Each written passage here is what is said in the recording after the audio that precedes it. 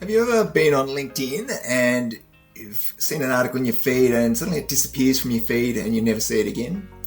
Or you find an article on the internet somewhere and you forget to bookmark it, and in 6 months' time you think, where is that article? So on this video, I'm going to look at how I manage my articles using SharePoint and the PnP Modern Search web parts. So I've set up my own knowledge base that manages all the articles and other resources to do with the digital workplace, and I've put them in this SharePoint site that I've called the Digital Workplace Hub. So in this video, I'll take you through how I save articles. So let me show you an example already of one that I've saved. So we've got this one here, which is the Neuroscience for Clearer Internal Comms. So what I've got on this page is I've got a link to the actual article, which is here. I've got who the author is. I've got a favorite quote from the article, a bit of a summary, why I read this article. So why have I bothered to bookmark this article? Why is it important? And then down here, we've got some related pages. And over here, we've got who published the article, topic it's related to, and importantly for me, I've linked it to a task. So in this case, the reason I've bookmarked this particular article, because it's going to help me deliver effective internal communication. Now, if I click on this link here, you'll see it takes me to a page, deliver effective internal communication. Down the bottom here, we've got a reference back to that page. So any other pages I add in future, as long as I tag them to this page, deliver effective internal communication, they'll automatically appear in this search web part. And I can click back so I can navigate between the pages, and that takes me back to my article. And everything's connected and linked. So if I click on the author's name, that'll take me to an author page where I've got a bit of information about the author, and including a link to their article. So I can click back on that article, and that takes me back to my nice, neat little page. So let's go now and create a new article, and I'll show you the steps to get to this point. So I'll go back to my home page, we click on new, we click on page.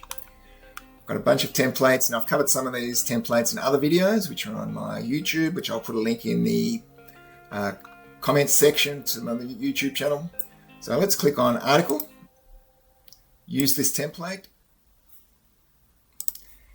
And here is the blank template. Let me just close this toolbox. It's annoying that opens all the time. Let's close that. So you can see here what the basic outline looks like. I've got a PnP search results web part down here. This is the one that automatically selects related pages based on the topics that I select. On the right hand side, I've got some more PnP search results web parts. So this one grabs the author. Well, you can see there the type of information it grabs. If there's no values assigned, it won't display these web parts, which is kind of nice. And where it gets these values from is when I assign the metadata values to the page using page detail. So I've covered this in another video as well, which is on my YouTube channel, which I'll put a link to. Okay, so let's go through and let's create one. So I've got a very nice article here called Don't Call It a Handbook, How to Build a Living AI-Ready Knowledge System, written by Jessica Reeder. Incidentally, awesome article, fantastic. It's all about how to develop a knowledge base that's continually being improved. A lot of organizations will do their SOPs or their procedures once every 3 or 4 years and then forget about them. Jessica's advocating to continually update your instructions and the way you work. So awesome article. If you haven't read it, I'd suggest you read it. Anyway, I digress. Now I want to create a link to this article. So I'm going to just grab the link address up here, copy, go back to my template. Here I'm going to paste in the link to the page. So you'll see there that's added a link to the article. Now I want to hide the link address from appearing, so I'm just going to switch that off. So this is just the link web part, nothing fancy there. Now I want to grab the title of the article. Pretty long title.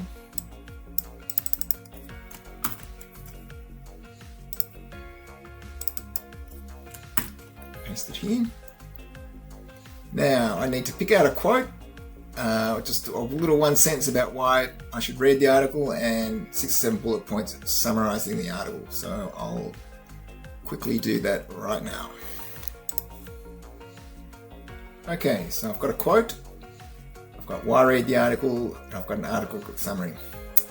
Now I may or may not have used a little bit of AI to help with this, but like anything with AI, it's all good. I checked it, and that's a pretty good summary of the article. Okay, so I've got the page there. I've added some content to the page, a bit of a summary.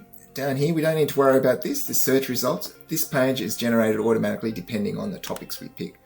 So now I'm going to add my metadata. So click on the page details. So in another video, I've gone to explain this metadata in a bit more detail, but it's much easier in SharePoint to add metadata to pages than it is to documents. Documents is a little bit fiddly, but here in pages, it's awesome. You just click on page details. There's a panel opens up on the right and you've got your properties here. So let's go through now, and I'm going to just fill in a few of these and we'll see what happens. So let's go to topics. I can go to my term store and pick a few topics that this is about. So let's see. Right, I've added a few topics there, and you'll see there's a few of these. These are all optional fields. I'll fill in the topics one. Let's choose the author. So the author is Jessica Reader. Page type. News.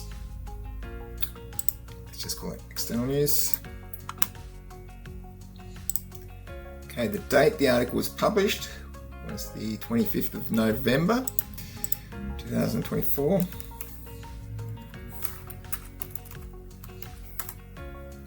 This will help with our sorting and finding documents.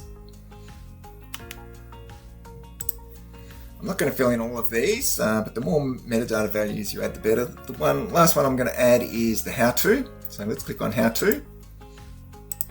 Just for the sake of this demonstration, I'm going to choose deliver effective internal communication. That's the one I demonstrated before. So we'll see by choosing this tag, this how-to tag, this page will now appear on that how-to page, delivering effective internal communication. Right, so we've added our metadata values. I'll just show you one more thing before we click publish. I'm just going to go to this related pages and have a look in here. So it's the search results web part. Let's go into the properties. So here's the query. Don't be intimidated by all those numbers and letters there. Basically, the query is saying that any other page that has the same topics that we've assigned to this page are going to appear here in the order that they were last published. So any recent pages are going to automatically appear in this section, which is very handy. Okay, let's publish the page and see what happens. Okay, so now we've got our very nice looking little page. I've been doing a few of these now. It probably takes me 5 minutes or so, I guess, to bookmark. So it's not that much extra effort to apply the tagging. And in future, if I'm ever looking for this page, and I can remember that Jessica Reader wrote it, I can just search for her name. I've got multiple ways to find this article now. You'll see I've got some nice related pages down here. If I click on the how-to, deliver effective internal communication, you'll see now that we've got 2 articles related to this topic. And I can go back to the article. And you'll see it here. I can click on Jessica's name. And we can see that the article is there. Okay, so we've covered an awful lot in this video. Just to recap, it was all about how to create a nice little knowledge repository that you can continually add documents to. So I've got a few hundred documents now that I've added to my library. I've got them all categorized by topics and by authors, and I use it all the time to find information in the past. So something like this you could adapt to your own workplace. For example, knowledge and information that people within the organisation might want to share with everyone else, this could be something that you could utilise. So feel free to reach out to me if you want help implementing something like this. Otherwise, thanks for your time, and I'll publish something in the next few days. Thanks a lot. Bye.